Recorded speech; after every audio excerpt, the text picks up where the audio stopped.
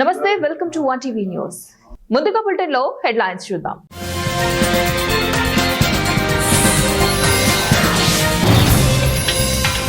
రైతుల కన్నా ఓజీ మీదే శ్రద్ధ ఎక్కువైంది. వైఎస్ అవినాష్ రెడ్డి.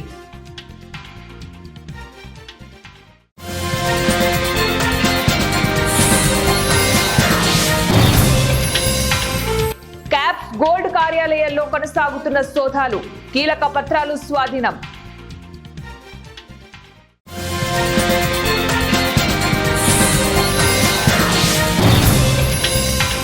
1000 కోట్లతో శబరిమల అభివృద్ధి, సీఎం ప్రకటన.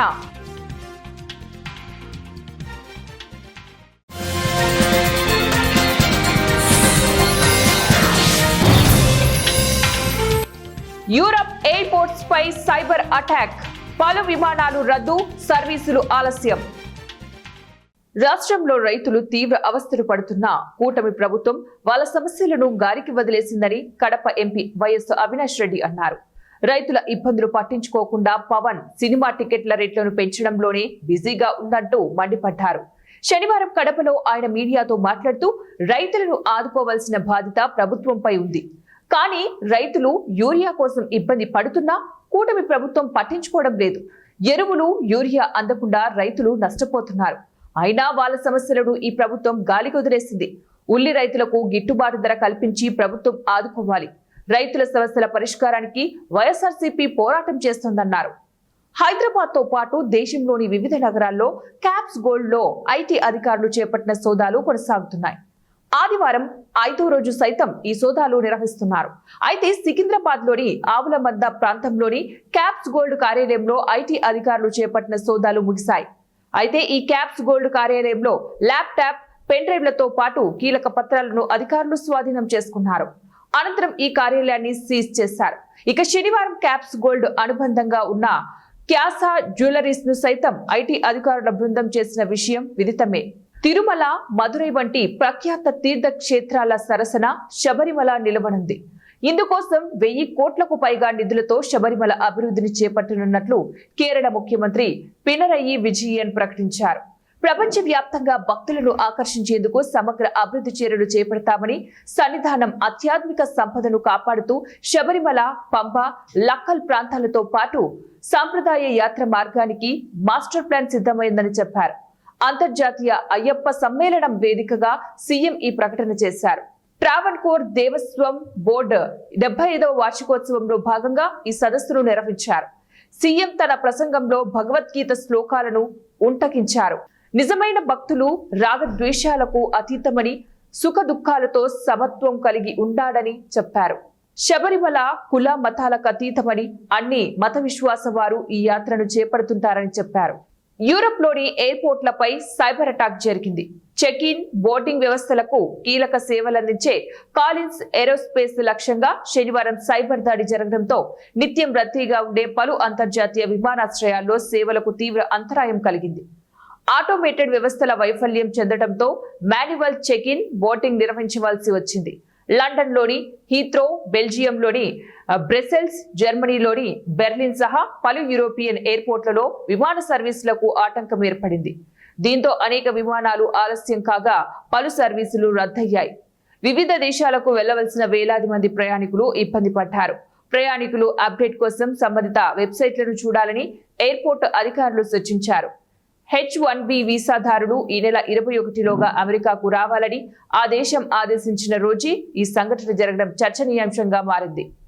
కడప జిల్లా బద్వేలు నియోజకవర్గంలో గత కొన్ని నెలలుగా బలహీన వర్గాలకు చెందిన ఎస్సీ, ఎస్టీ, బీసీ, మైనార్టీల పట్ల స్థానిక రెవెన్యూ, మున్సిపల్ సహా ఇతర శాఖల అధికారులు నిర్లక్ష్యంగా, వివక్ష పూరితంగా నడుచుకోవడం, వ్యవహరించడం తగదని, ఇందులో బీసీ రజక మహిళ ఇంటి స్థలానికి సంబంధించి తీవ్ర అన్యాయం చేసి మహిళలను బెదిరిస్తూ భయభ్రాంతులకు గురి చేస్తున్న విషయాన్ని తాము తీవ్రంగా పరిగణిస్తున్నామని ప్రజా సంఘాల ఐక్యవేదిక, నిజ నిర్ధారణ కమిటీ జిల్లా, రాష్ట్ర మరియు జాతీయ నాయకులు, ఎస్సీ, ఎస్టీ మానవ హక్కుల వేదిక రాష్ట్ర నాయకులు జేవి రమణ, గ్రేటర్ రాయలసీమ అభివృద్ధి ఫోరం రాష్ట్ర నాయకులు కారు ఆంజనేయులు, జాతీయ చేతి వృత్తుల ఐక్యవేదిక పార్టీ జాతీయ అధ్యక్షులు అవారు మల్లికార్జున, మహాజన రాజ్యం పార్టీ వ్యవస్థాపక జాతీయ అధ్యక్షులు సంగటి మనోహర్, మహాజన్, లిబరేషన్ పార్టీ నాయకులు బందెల ఓభయ్య, రాజ్యాంగ హక్కుల పరిరక్షణ సమితి జాతీయ సమన్వయకర్త షేక్ అమీన్ పీరా తదితరులు అభిప్రాయపడ్డారు.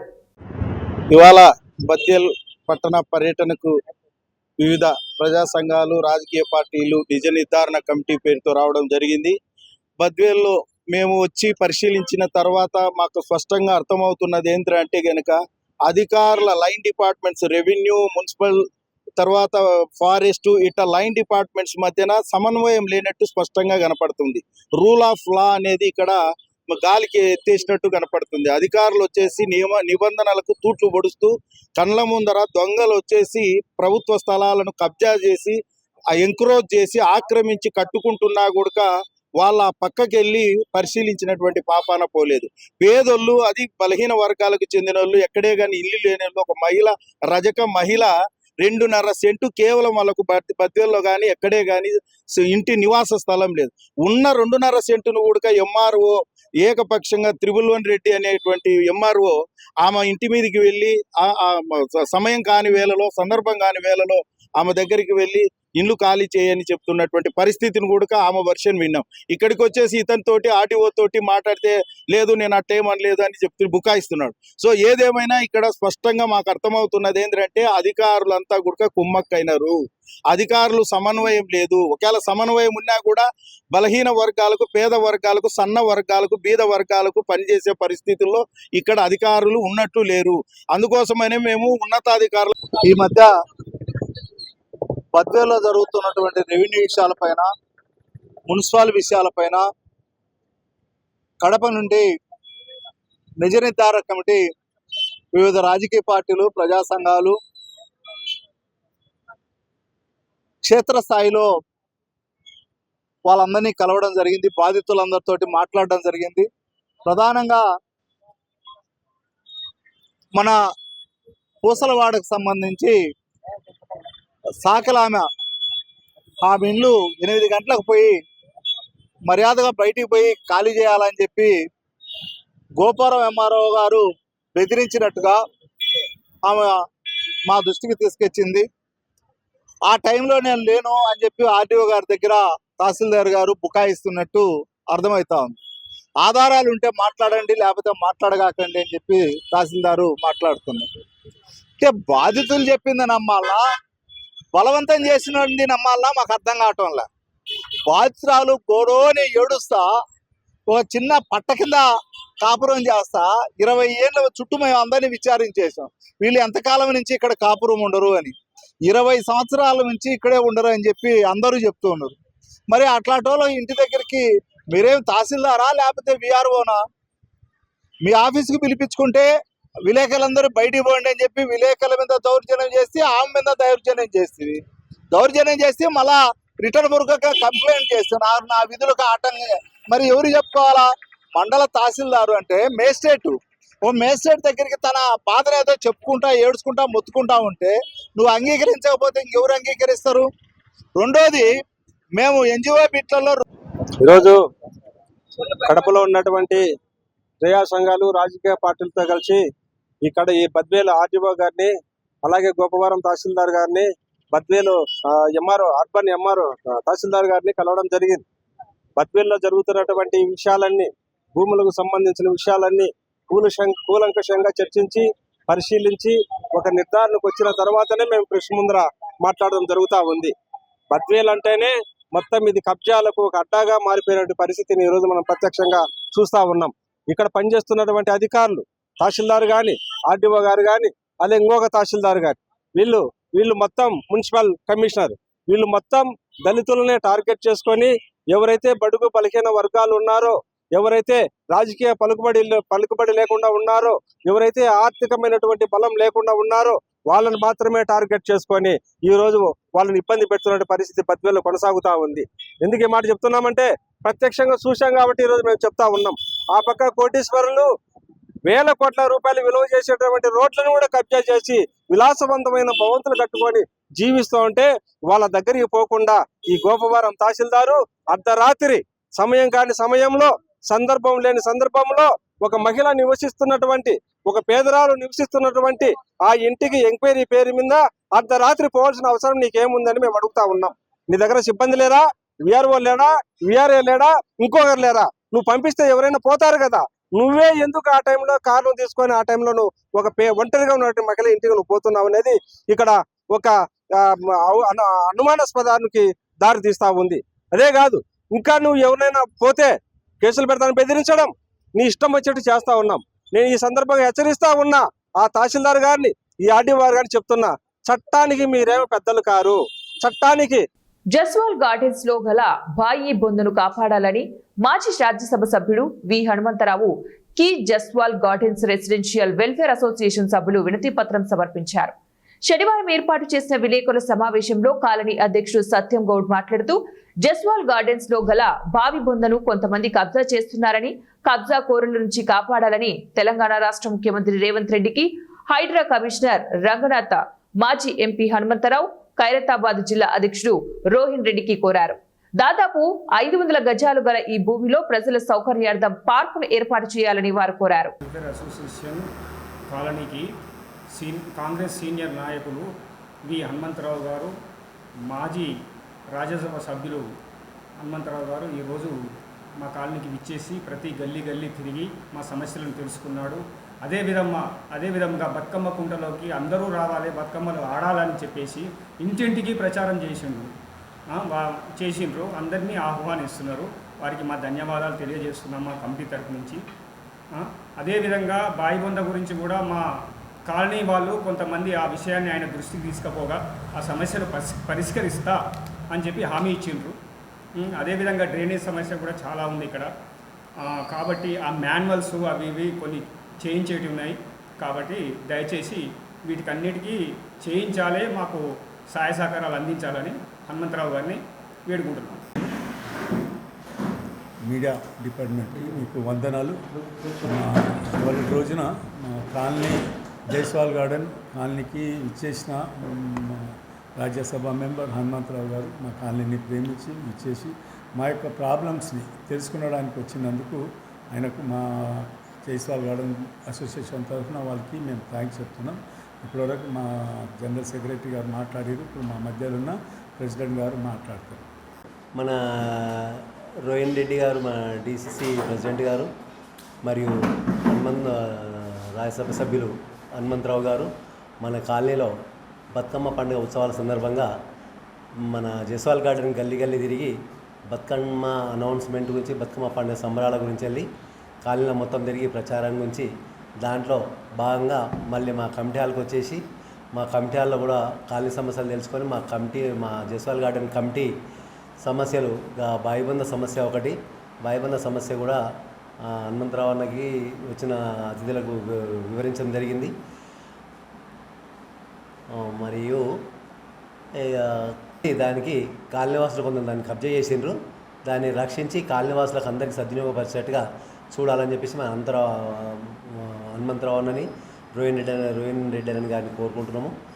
ఇంకోటి ఏంటంటే ఈ కాలనీలో డ్రైనేజ్ సమస్య చాలా పెద్దగా ఉంది. డ్రైనేజ్ అది ఎప్పుడు క్లియర్గా అవుతలేదు. అయితే వీళ్ళ ఇద్దరి దృష్టికి, మన రోహిన్ రెడ్డి గారి దృష్టికి, హనుమంతరావు దృష్టికి తీసుకొచ్చేసి ఈ డ్రైనేజ్ లైన్ కూడా మార్చి అవసరం, మా కాలనీ వాళ్ళ అవసరం నిమిత్తం కొత్త లైన్ లేపియాలని చెప్పేసి మేము హనుమంతన్నకు విజ్ఞప్తి చేస్తున్నాం. బతుకమ్మ కుంట స్థలం విషయంలో జైలుకు ఎవరు వెళ్తారో న్యాయస్థానం నిర్ణయిస్తోందని మాజీ రాజ్యసభ సభ్యులు వి హనుమంతరావు తెలిపారు. ఈ సందర్భంగా ఆయన మాట్లాడుతూ ఎడ్ల సుధాకర్ రెడ్డి మతి భ్రమించి మాట్లాడుతున్నారని, హైడ్రా కమిషనర్ రంగనాథ్ తన 5 నెలలుగా శ్రమిస్తున్నాడని, హైడ్రా కమిషనర్ పై లేనిపోని ఆరోపణలు చేస్తున్నారని హనుమంతరావు మండిపడ్డారు.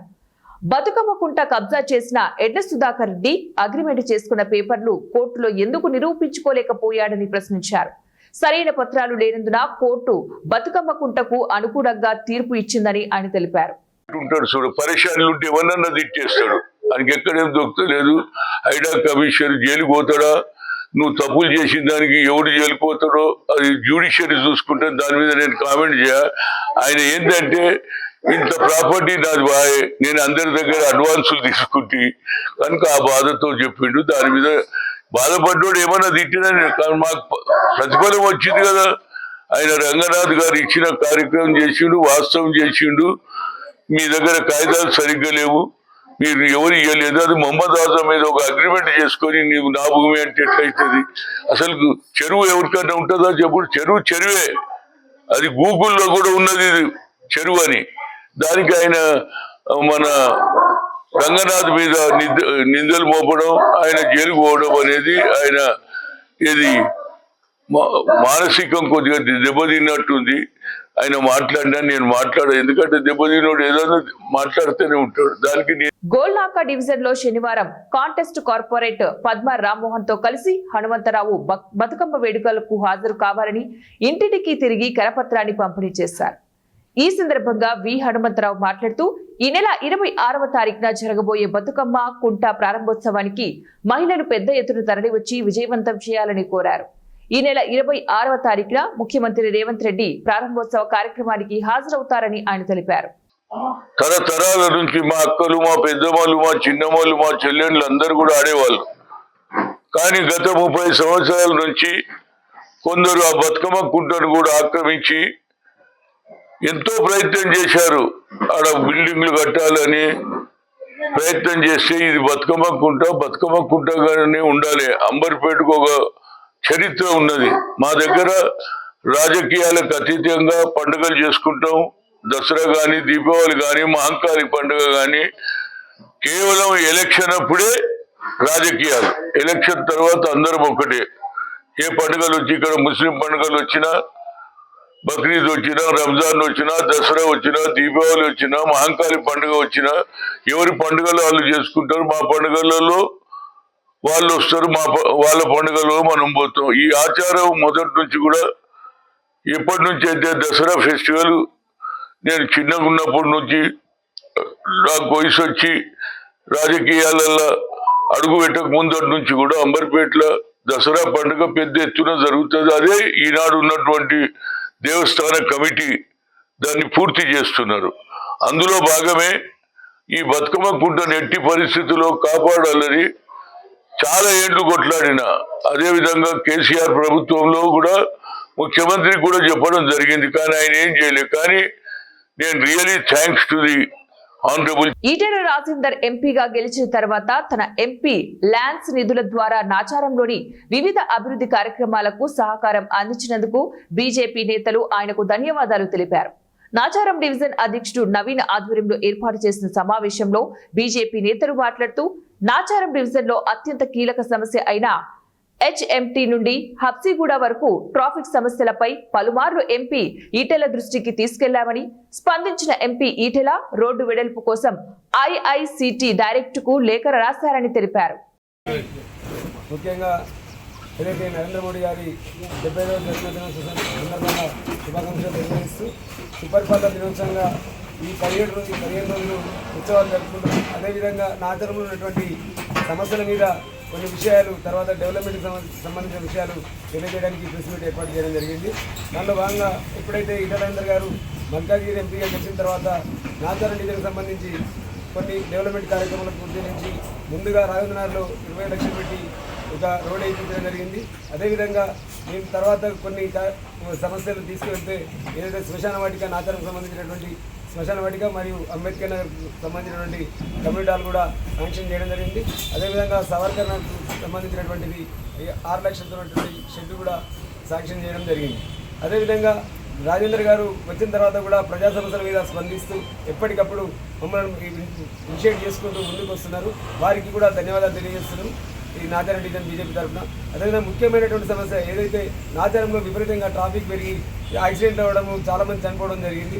ఏదైతే ట్రాఫిక్ ఒకటి యూటర్న్లు దూరం పెట్టడం వల్ల కూడా రాంగ్ రూట్లో పోయి చాలామంది ప్రమాదాలకు గురవుతున్నారు. దాని మీద మేము మా రాష్ట్ర గిరిజన మోర్చా అధ్యక్షులు రవినాయక్ ఆధ్వర్యంలో కూడా ధర్నా చేస్తే అప్పుడు సంబంధిత అధికారులు వచ్చి ఇమీడియట్లీ మీకు యూటర్న్లు ఏర్పాటు చేస్తాం, ట్రాఫిక్ సమస్య లేకుండా ట్రాఫిక్ కానిస్టేబుల్ పెడతామని కూడా తెలియజేయడం జరిగింది. కానీ ఇంతవరకు కూడా ఎటువంటి దాని మీద చర్య తీసుకోలేదు.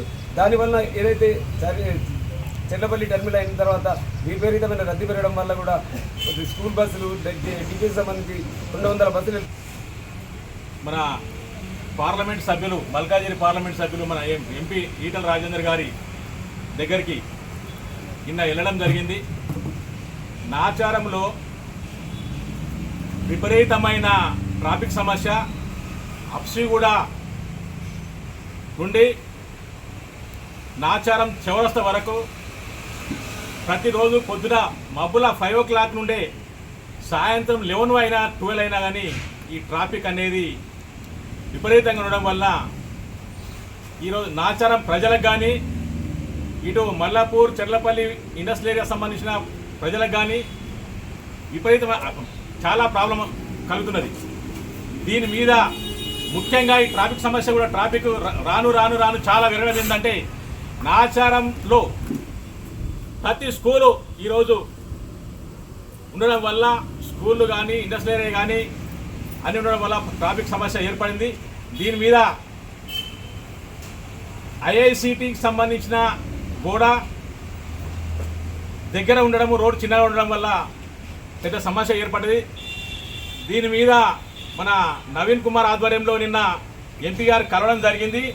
కలిసి ఈ ఐఐసిటికి సంబంధించిన కాంపౌండ్ వాల్ సెట్ బ్యాక్ కావాలి, సెట్ బ్యాక్ అయితేనే ట్రాఫిక్ సమస్య పోతుంది అని తెలియజేయడం జరిగింది.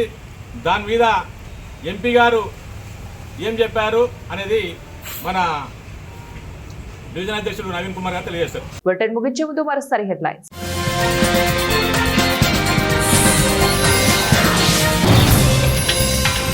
రైతుల కన్నా ఓజీ మీదే శ్రద్ధ ఎక్కువైంది.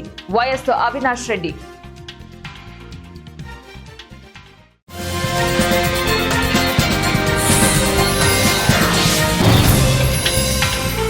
క్యాప్స్ గోల్డ్ కార్యాలయాల్లో కొనసాగుతున్న సోదాలు, కీలక పత్రాలు స్వాధీనం.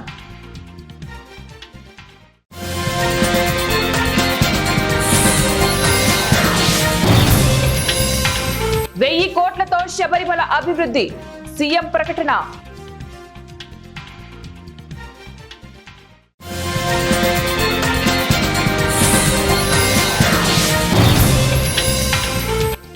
యూరప్ ఎయిర్పోర్ట్స్ పై సైబర్ అటాక్, పలు విమానాలు రద్దు, సర్వీసులు ఆలస్యం.